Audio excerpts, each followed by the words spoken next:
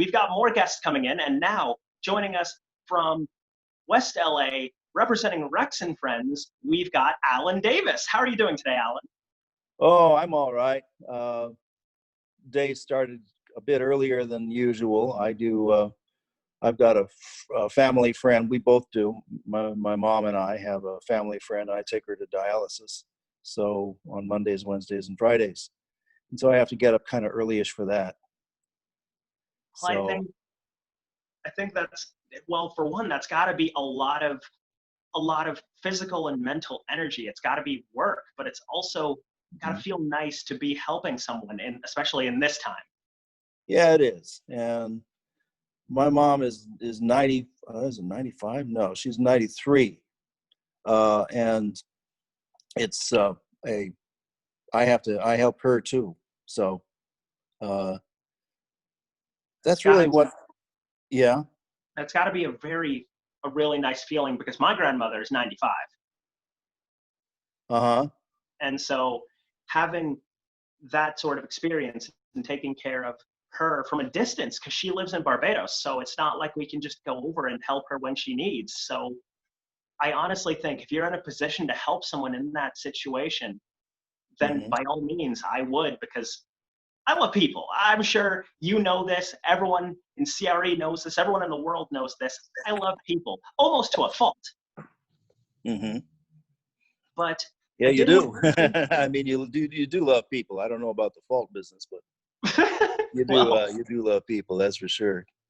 I love what you've done on the drama and stuff like that. The science fiction drama that we did. Oh yes, Point of Extinction. That was a beautiful show. You sure were evil on that sucker. Well, yes, I've never played. That was my first time ever playing a bad guy in anything, and honestly, I enjoyed it. But you did. Oh, wait a minute. I don't know. I was going to say, though, that I'm not in the business of talking about me, at least not today. Yeah. I want to talk about you, because this is a different format for everyone. We're here on a video chat as opposed to in a studio with microphones. And how does this feel to you? How are you working with this? I've done it before. I've used Zoom all over the place. Like Rex and Friends does their rehearsals on Zoom now. And so I'm an old hand at using Zoom, and the only drawback to it is that when you can't sync with other people who are using Zoom, at least not easily. Yeah, I've noticed that for things like latency, you need bulletproof internet, and even then, you can't guarantee 100% fix. No, you can't. You can't do it. But I guess you pretty much jumped right into the next question I was going to ask, which was Rex and Friends. How is the program, the whole group, coping through all this? I'm coping pretty well. There are some glitches, like we're trying to do high quality recordings of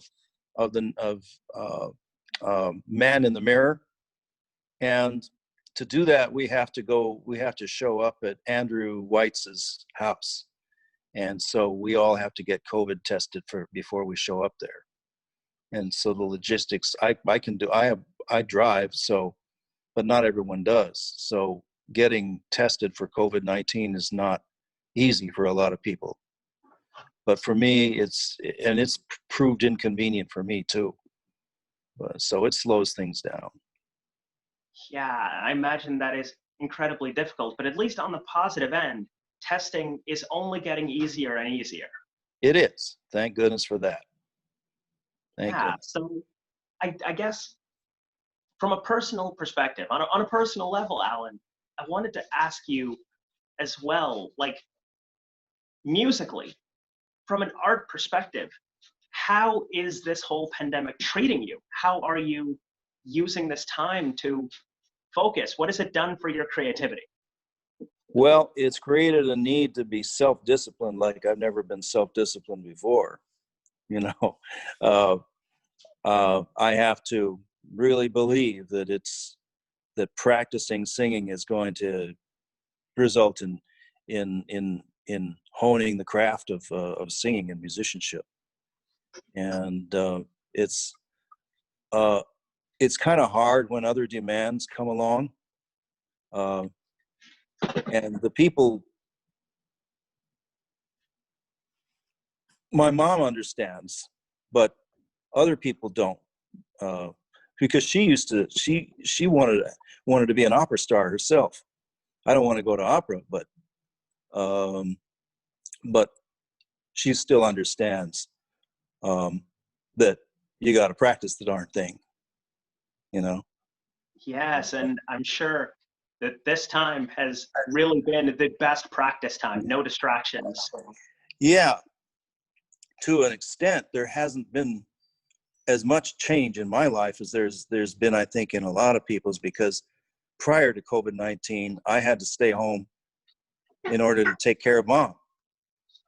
And I went out to rehearsals, but that was really about the only thing that I did outside of here. The rest of the time I had to do that because we can't really afford to hire somebody to look after mom. So I'm the guy. So then life hasn't really been uprooted as dramatically for you as it has for some. No, it most certainly hasn't.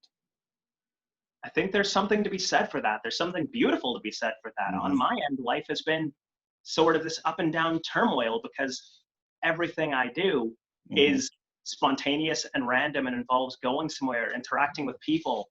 I Right. was in university. I was living closer to the university. Now I'm back with my parents and Mm-hmm. doing school online. So I've had to change up my life quite a bit. And through that turmoil, I actually definitely get where you're coming from on self-discipline. I practice guitar every day and a lot harder than I usually do. I feel like for the first time in years, I've broken through some of the mental blocks that have kept me from excelling in certain parts of guitar playing since I was a kid. I Mm-hmm. feel like I've unlocked new pieces of the instrument that I never knew existed. And it's all because of this. So I guess there are silver linings, like there are in every situation. Mm-hmm. And so I guess Oh gosh, hold on. what's happening? What happened was that somebody else tried to call, and in order to get rid of the blurb on the top of the phone, I had to touch it, but it didn't Oh, get rid of it. It actually activated the phone app, and so that switched me off here. okay. So, So we're here. Are we good? um, let me for a minute. Let me go out again, and I will. Um,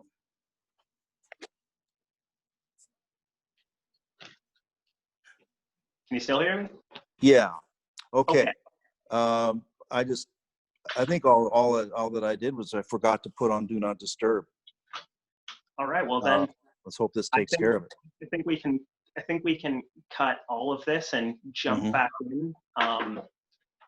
Let's just sit for one moment, give us a bit of silence, and then we'll jump right back in. Mm-hmm. There, you can cut that too. Sorry for the abrupt little pause there. We had a few glitches, but this is our first time doing this, and this is a lot of new unknown variables. I've never done a podcast over Zoom, so bear with us here. But we're back with Alan, still alive, still healthy, still running strong. And I wanted to ask you, Alan, how are you coping through a lot of these difficult and heavy times? I mean, first we have COVID-19, then we have the protests and the Black Lives Matter movement and the whole George Floyd thing. We have a lot of people who are coming together like we've never seen before, but also people who are pushing each other apart in ways we've never seen before. How are you coping through all this?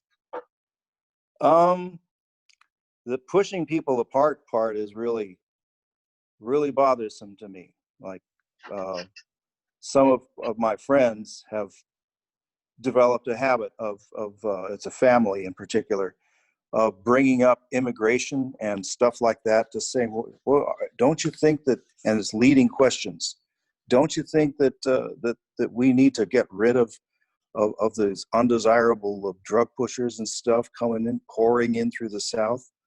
And oh man, they didn't used to do that. And it's sad.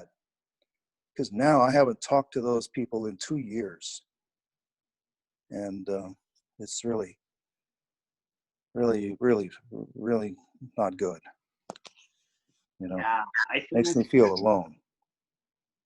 I think that is a very real and very scary thing, is that sometimes you feel like you are alone, especially when you've got these environments where people, again, we're trying to bring each other together, but people are just pushing each other apart. And I think the whole statement about Black Lives Matter, I mentioned when we were talking to Judy, that Mm-hmm. it shouldn't have to be a movement. This shouldn't have No, to exist. People should not have to say any insert ethnicity of people matter. People should not have to justify their existence or their validity in the grand scheme of things when we're all fighting on the same team, on the same side. This should not be a competition. So, as much as I support Black Lives Matter, that shouldn't be something we have to say. That movement should not have to exist. mm-hmm. Yeah, I agree with that. But there's always been these pockets, like the KKK and police departments in police department, not all police, but these pockets that have their own sort of social mores standards, and they within those pockets they don't, Black lives don't matter. That's just a fact. Maybe not even anybody's lives except their own. It is actually scary, but Judy brought up that exact same point, that there are some people in this world, not all, of course, but there are people in this world who have just a hatred of, whether it be Black people, Latino people, Asians. They hate someone and they go to such great lengths, but instead of putting on a white hood and a robe, they put on a blue cap and a vest. Yeah. And Judy said those exact words, and it really resonated with me.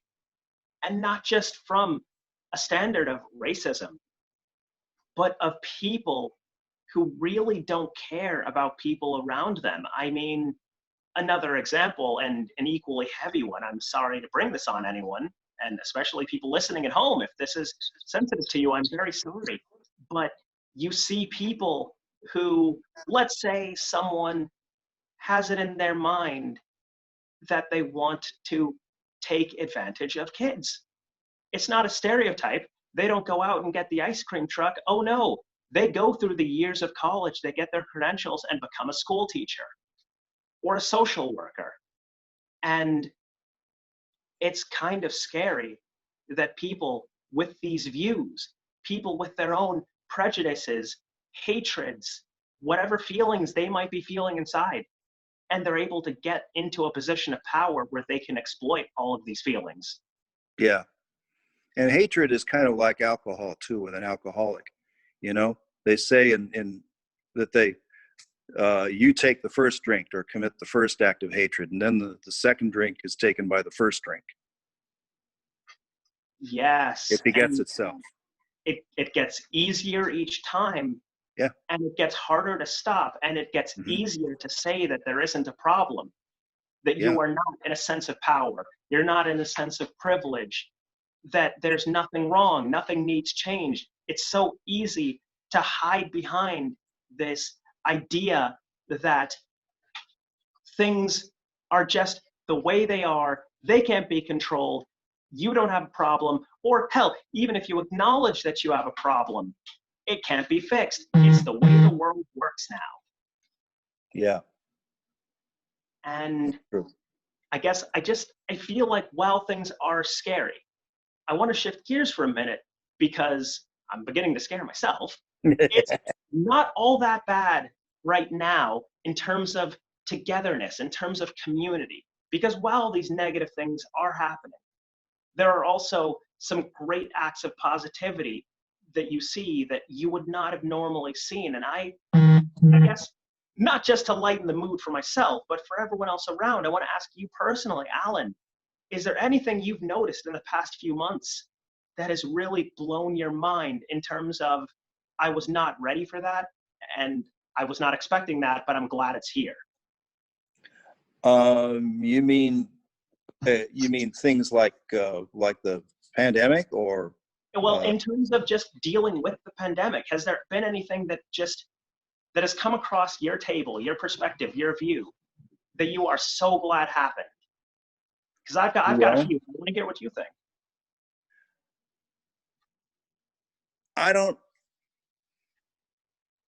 I find that just even like I drive, and a lot of times people are just more courteous.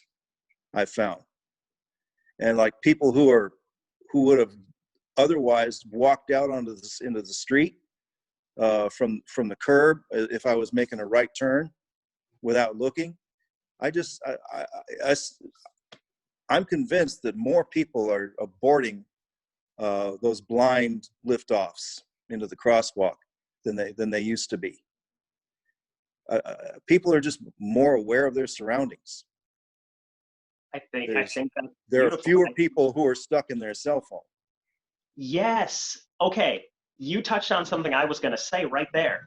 People are more courteous, more aware, more engaged with the people around them. And I think it started from big movements on the large scale.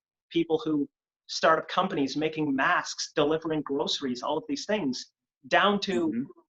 the small scale. People asking people how their day is and actually meaning it. People walking around not glued to their phones. I think courteous and aware are two adjectives that really are coming to light more now than ever. And I think it really helps. It helps facilitate this world that we're trying to move towards, where people are respectful of one another, where people show the love that everyone is due. I think everyone deserves respect. Everyone deserves love. And Oh, absolutely. I Absolutely. love people. And that also the fact that the whole Black Lives Matter movement that came after, was it George Floyd? Is that the name of it? Yes. Yeah, after that, the way it's just exploded across the world is something that I could have never predicted. The Rodney King murders didn't explode the way this thing did. I mean, it was more localized, if I remember right. Yes, and while yes, All things over the world. Say what now? All over the world, I mean. All over the world. And this is, world. I think it's a product of what this time is. Because, again, another thing Judy and I talked about was that people as a whole are starting to come closer together. But I also feel like in that same way, I think people are not willing to take a lot of crap anymore. I feel like Absolutely. in this day and age, people are really asking themselves, why in 2020 are we having to say this? Why in 2020 are we having to do this? People aren't willing to take a lot of crap anymore. Right. They're not. It's like we don't have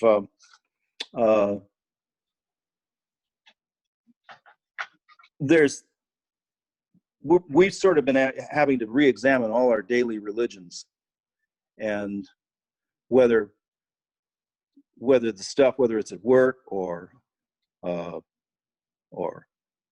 even at the supermarket, do I accept this piece of shoddy merchandise or do I return it? We're returning it. I feel like, honestly, the whole world is, I guess that's the other thing that I think the pandemic is teaching us, is that the whole world is on board.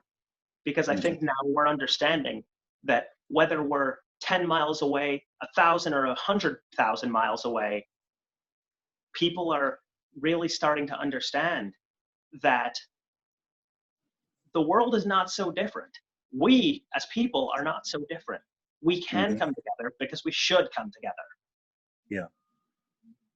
And so exactly. I have hope for the future. And I guess there's brightness coming. That sounds absolutely horrible. I could have worded that so much better, but I don't care. Well, there are some horrible things to hear and say that aren't necessarily that horrible when you think about them. Like Suppose Mr. Trump were to say, you guys are going to find I'm harder to get rid of than you think. That sounds like a horrible thing to say, right? Not so fast. It means that he doesn't believe that he will get reelected. Yeah. I will openly admit that I am not as well versed in the current political situation. I do want to. That's also why I've been trying not to throw my hat in various rings, because I need to do more reading. I need to do more research. But this election, for better or for worse, like it or not, whether you even care about politics or not, is going to be a history book moment. I think with the way the world is, with the climate, 2020 is going to be a history book moment. Yeah, absolutely. And so it's going to be. I don't know. I'll lay it on the line. This is the first president who's ever actually tried to turn the U.S. into a third world country. I'm just going to be blunt. It's going to be the first. Well, I mean, this is with dictatorship and all. Yeah, but I will say, though, that I don't know how long we're running again, but I found that every interview thus far has been running longer than I was expecting. But I also think it's very worth it, I think, to hear, again, as I mentioned before we actually came on the air, the rawness, the realness, the authenticity that is us communicating. This is not produced, dramatized. There is no script. I think this is something that people need to hear. So I don't want to keep Malika waiting any longer, but I did want to say, before I send you away, and by send you away, I mean till another day, because we have got to work on something. They coming to take him away. Ho, ho, hee, hee, ha, ha. No, never mind. I've had the same thought. I love you. But yeah, I love you too. Any advice for anyone out there listening at home? If you had to sum up in one sentence, just a piece of advice for the world, what would it be? Keep your eyes and ears open to ways to love other people. That would be Alan's greatest commandment. Keep your eyes and ears open to ways to love other people. That's right. That is beautiful. I love that. Because there's one way to get rid of fear, that's love. And there's one way to get rid of hate, that's love.